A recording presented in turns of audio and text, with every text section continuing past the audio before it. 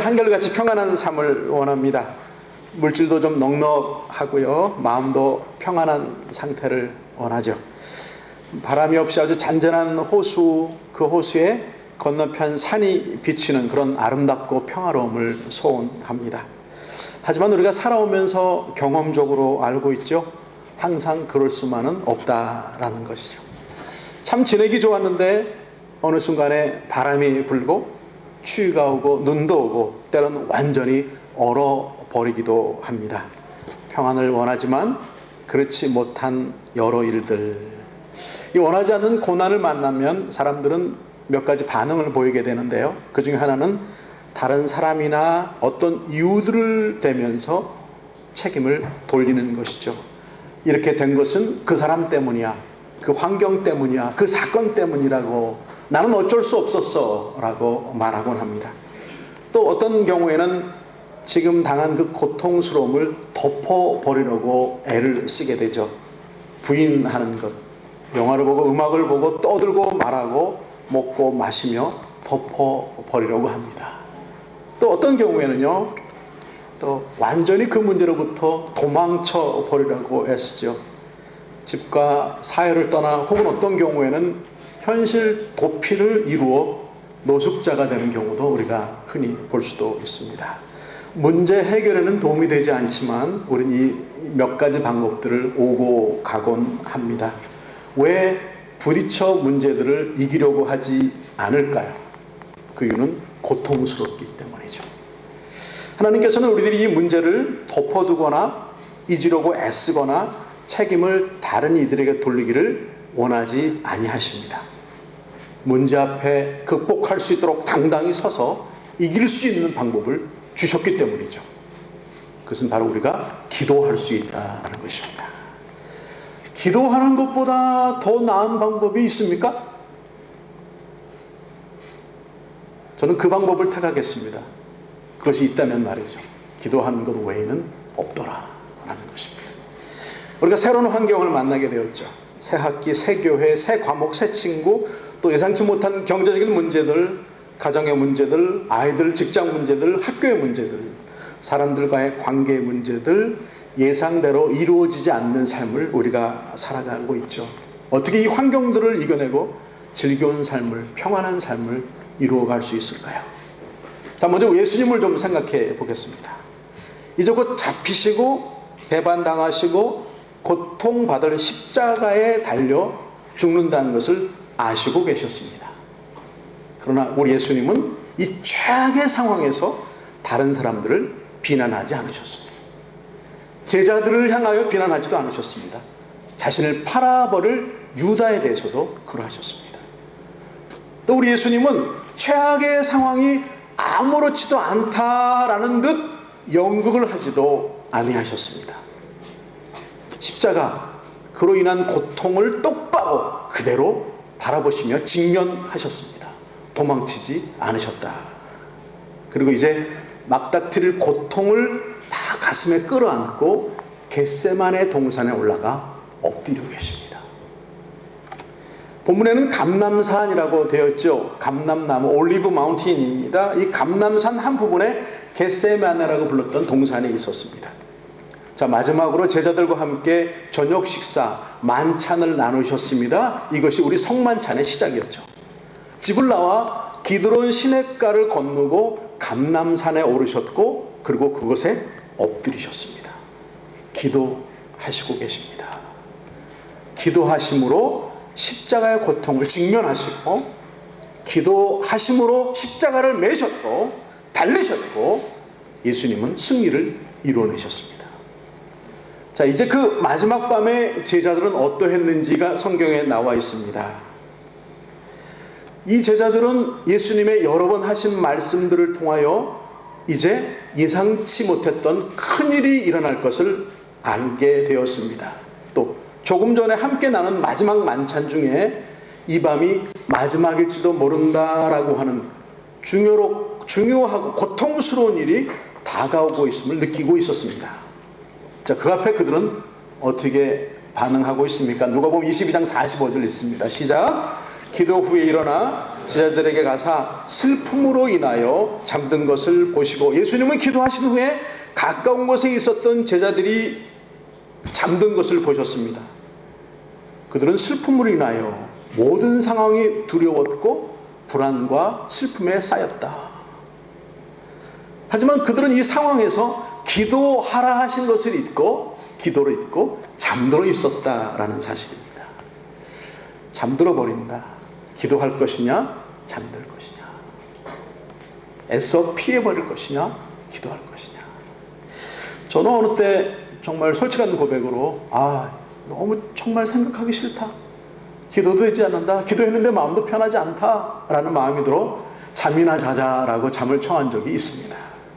의도적으로 누워버릴 때가 있습니다. 잠든 그들에게 주님 말씀하십니다. 어찌하여 자느냐, 어찌하여 자느냐, 왜 잠들지 말아야 한다고 하십니까? 왜 기도해야 한다라고 하십니까?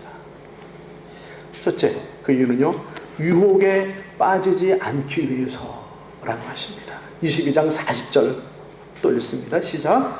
그곳에 이르러 그들에게 이르시되 유혹에 빠지지 않게 기도하라 하시고. 자, 제자들과 감람산에 도착하셨습니다. 그리고 이렇게 말씀하신 거예요. 유혹에 빠지지 않도록 기도해야 한다. 사탄은 끊임없이 우리를 무너뜨리려 유혹합니다. 예수님의 부름을 받고 3년이나 집중 훈련을 받은 제자들, 여전히 예수님과 함께 있는 그들도 유혹을 받고 넘어갈 수 있었다라는 것이죠. 사람은 누구든지 유혹받으며 유혹을 이길 수 있는 것은 바로 기도뿐이다 라고 말씀하시는 거예요. 기도와 유혹은 서로 반대편에 놓여 있습니다. 기도는 유혹에 맞서는 보호와 방지책이 되는 것입니다. 유혹이 오지 않는 것이 아니라 유혹을 이길 수 있도록 돕는 것이 기도다라는 것이죠. 사탄은 제자들을 그날 그렇게, 아니 오늘 우리를, 나를 유혹하고 넘어뜨려 자녀답게 서지 못하도록 하고 있다라는 것이죠. 또 베드로는 불과 몇 시간 전에 만찬 자리에서 이런 경고를 주님께 받았습니다. 읽겠습니다. 34절입니다. 시작. 이르시되 베드로야, 내가 내게 말하노니 오늘 닭 울기 전에 네가 3번 나를 모른다고 부인하리라 하시니라. 오늘 닭이 울기 전에 불과 몇 시간 후면 이 새벽에 너는 나를 3번이나 모른다고 부인하게 될 거야. 베드로의 삶에 가장 처참한 일이 일어날 것을 경고해 주셨죠. 어떤 일? 예수님을 모른다고 하는 일, 배반하는 일, 그동안의 믿음을 다 잃게 만드는 일. 이 총도 아니었고요, 칼도 아니었고요, 하나의 작은 계집종 앞에서 망신을 당하게 되는 일을 말하는, 평생 잊지 못할 수치스러운 일들을 하도록 우리를 유혹하는 사탄. 아니, 베드로뿐만 아니라 말씀을 보면 모든 제자들에게 이렇게 또한 말씀하셨습니다. 27절입니다. 1절 시작. 예수께서 제자들에게 이르시되 너희가 다 나를 버리리라. 이런 경고를 듣고 불과 몇 시간 후에 지금 제자들은 다 잠들어 버렸습니다. 기도를 잊었습니다. 그리고 바로 후에 베드로와 제자들은 잡히신 예수님을 다 버리고 떠나 버렸습니다. 베드로는 유혹에 넘어가 예수님을 배반한 일을 평생 잊지 못하고 괴로워하며 마음에 두었을 것입니다. 그는 후에 자신의 서신에 이런 기록을 남겼습니다. 베드로전서 4장 7절입니다. 함께 읽죠. 시작. 만물의 마지막이 가까웠으니 그러므로 너희는 정신을 차리고 근신하여 기도하라. 세상은 마지막을 향해 그 속력을 더해가고 있습니다. 자, 마지막 때가 가까웠음을 알고 있는 사탄은 세상 권세에 잡은 그 힘으로 더욱 우리를 하나님의 사람들로 살지 못하도록, 실족하도록 유혹하고 있습니다. 자, 우리는 연약합니다. 반면에 더러운 영 사탄은 교활합니다. 육체적인 유혹들, 마음에 떠오르는 의심과 불안감들, 돈 앞에서 생기는 자만감 혹은 위축감, 죽고 사는 어떤 큰 문제들이 아니라고 할지라도 내 마음에 소소하게 드는 모든 순간에 나를 무너뜨리려고 유혹합니다. 우리는 그 사탄의 유혹을 이겨야만 합니다. 무엇만이? 오직 기도만이 가능합니다. 기도할 때 내가 유혹받고 있음을 알게 하십니다. 그리고 기도할 때 무엇이 바른 선택임을 알게 하십니다. 오직 기도만이 유혹을 이길 수 있습니다. 두 번째, 왜 기도하라라고 하시는 것이냐면요, 하나님의 음성을 듣기 위해 기도하라라고 하십니다. 하나님은 살아계시기에 살아있는 우리들에게 말씀하십니다. 우리가 기도할 때 살아계신 우리 아버지의 음성을 들을 수 있게 되죠. 좀 더 다른 면에서 좀 보면, 우리가 일반적으로 하나님의 음성을 듣는 길 네 가지를 제시할 수 있는데요. 첫째는 하나님의 음성을 듣기 위해 말씀을 읽고 묵상해야 한다는 것입니다. 우리가 말씀을 읽고 묵상할 때 하나님의 음성이 들려오기 때문이죠. 가장 좋은, 가장 보편적인 방법이겠습니다. 이미 주신 하나님의 말씀, 성경은 완전하십니다. 내가 그 말씀을 스스로 읽고 또 설교를 통하여 해석된 말씀을 듣고 또 듣고 깨달은 그 말씀을 묵상, 되새김질합니다. 그때 영으로 깨어있는 나에게 하나님께서 알게 하시는 음성이 들려오시죠. 기도는 내가 하나님을 향해 요청하고 더 나아가 하나님의 원하시는 것들을 알게 하는 시간입니다. 바로 그 묵상 때에 기도가 담긴 그 묵상 속에서 나에게 말씀하시는, 혹은 눈물로 혹은 감동으로 분명히 나에게 주시는 메시지를 들을 수 있습니다. 그렇게 들어오셨는 줄로 믿습니다. 듣고 계신 줄로 믿습니다. 자, 하나님의 음성을 듣게 하기 위해 기도하라, 말씀을 읽고 묵상하며 듣게 된다. 두 번째로는요, 마음의 깨달음과 확신으로 주실 때가 있죠. 갈등하는 내게 어떤 것이 맞다라고 결정할 힘을 주십니다.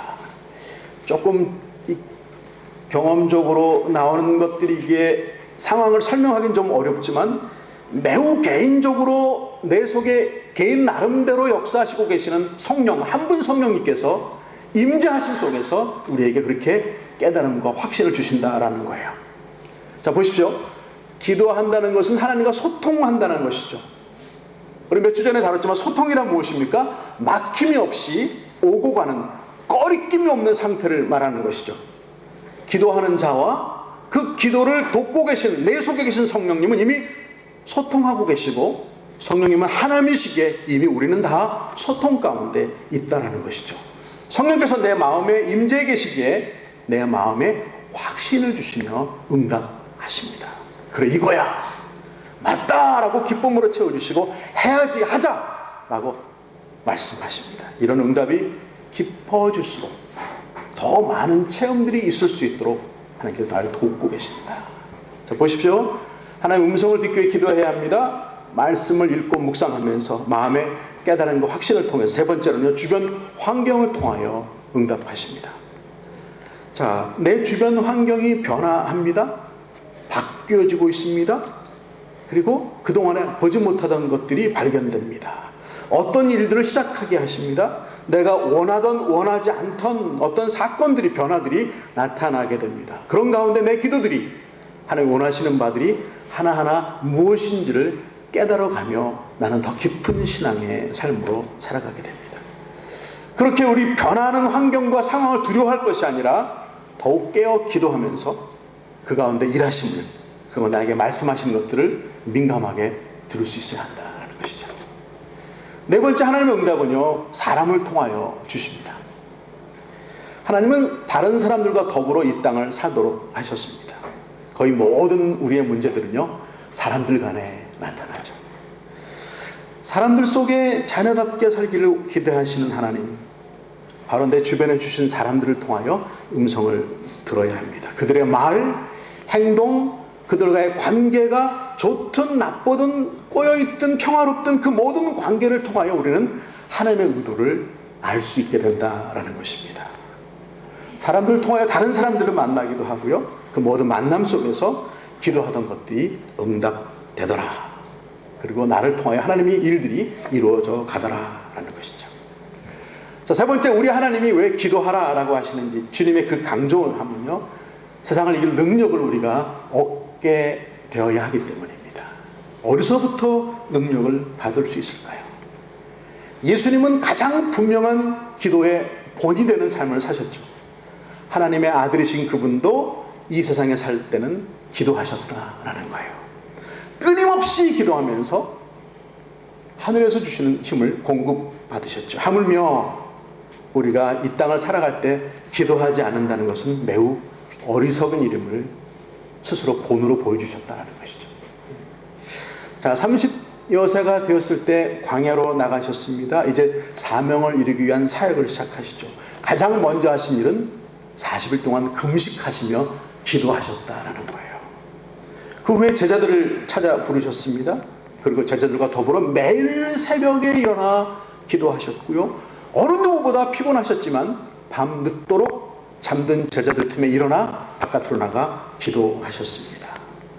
기도함으로 얻은 능력으로 복음을 선포하셨고 사람들을 먹이셨고 고치셨고 죽은 자들을 살려내시고 십자가에 지는 일을 감당하실 수 있으셨습니다.